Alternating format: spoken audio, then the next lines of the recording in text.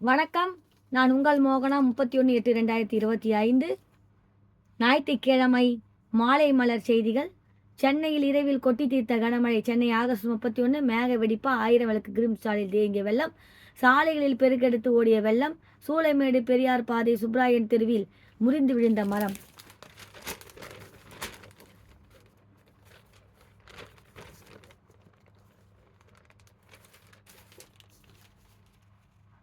சென்னையில் நேற்று மாலை திடீரென்று பலத்த மழை பெய்தது. அதன் பிறகு சற்று ஓய்ந்திருந்த மழை இரவு 10 மணிக்கு மேல் இடிமின்னலுடன் கூடிய கனமழையாக கொட்டி தீர்த்தது.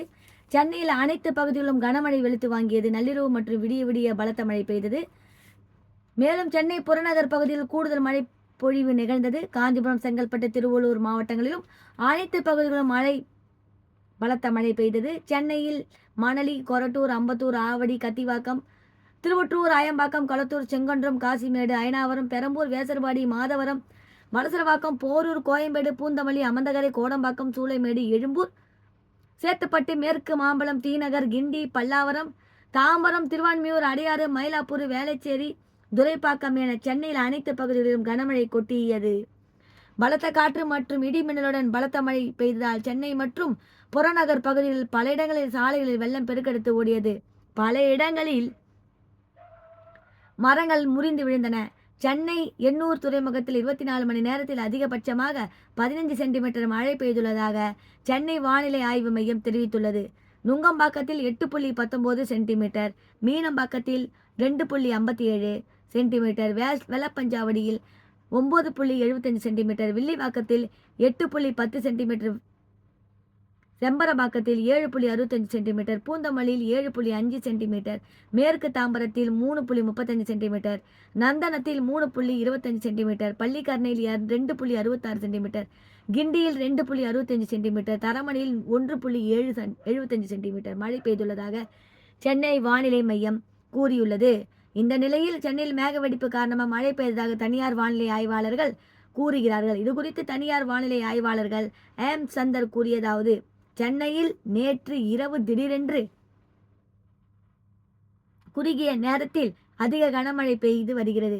தென்மேற்கு பருவ மழை கேரளா, கர்நாடகம் ஆகிய மாநிலங்களில் வலு குறையும் போது தமிழகத்தில் இதுபோன்ற வெப்பச்சலன மழை பதிவாவது இயல்பானது. நேற்று சென்னை, திருவள்ளூர், காஞ்சிபுரம், செங்கல்பட்டு உள்ளிட்ட சென்னை மற்றும் புறநகர் மாவட்டங்களில் பரவலாக இடியுடன் கூடிய கனமழை பதிவானது. அதிலும் குறிப்பாக இரவு 10 மணி முதல் 11 மணி வரை குறுகிய நேரத்தில் மிக கனமழை பெய்துள்ளது. அதாவது 1 மணி நேரத்தில் 10 சென்டிமீட்டர் அளவுக்கு கனமழை பதிவானால் அதை மேக வெடிப்பு மழைப்பொழிவு என்று சொல்லுவோம். அதே சமயத்தில் நேற்று 1 மணி நேரத்தில் மணி அளவில் 16 சென்டிமீட்டர், கொரட்டூரில் 13 சென்டிமீட்டர், மணலியில் 16 சென்டிமீட்டர் என மேக வெடிப்பு போன்ற மழைப்பொழிவு ஏற்பட்டு உள்ளது. மணலியில் கடந்த 24 மணி நேரத்தில் 26 சென்டிமீட்டர் அளவுக்கு மழை பெய்துள்ளது. வடகிழக்கு பருவமழை தொடங்குவதற்கு முன்னதாக வெப்பச்சலன மழை காலத்தில் பகல் நேரத்தில் நிலக்கூவக்கூடிய அதிகப்படியான வெப்பம் மற்றும் வளிமண்டலத்தில் இருக்கக்கூடிய காற்றின் வேக மாறுபட்ட பொறுத்து இது போன்ற மழைப்பொழிவு நமக்கு அமையும். ஏறக்குறைய தினம் அந்த மேகங்கள் சென்னைக்கு அருகே வந்து வலுப்பெற்று மிக பொதுவாக நகர்ந்தன. காரணமாக மேக வெடிப்பு போன்ற மழைப்பொழிவு பதிவாகி இருக்கிறது. சென்னை மற்றும் புறநகர் மாவட்டங்களில் இன்று இரவு மீண்டும் இடியுடன் கூடிய கனமழை பெய்வதற்கான வாய்ப்பு இருக்கிறது. அதே நேரத்தில் தீவிரம் என்பது நேரத்தை விட இன்று சற்று குறைவாக இருக்கும். அதேபோல் பகல் நேரத்தில் வரக்கூடிய நாட்களில் தெளிவான வானத்துடன் வெப்பமான சூழல் என்பது தமிழகம் முழுவதுமே இருக்கும். பகல் நேரத்தில் வெப்பம், இரவு நேரத்தில் ஆங்காங்கே இரவுடன் கூடிய மழை என்பது அடுத்த 1 வாரம் முதல் 10 நாட்களுக்குள் நீடிக்கும். தமிழ்நாட்டின் ஒவ்வொரு நாட்களும் ஒவ்வொரு பகுதியில் மழை பொழிவு இருக்கும்.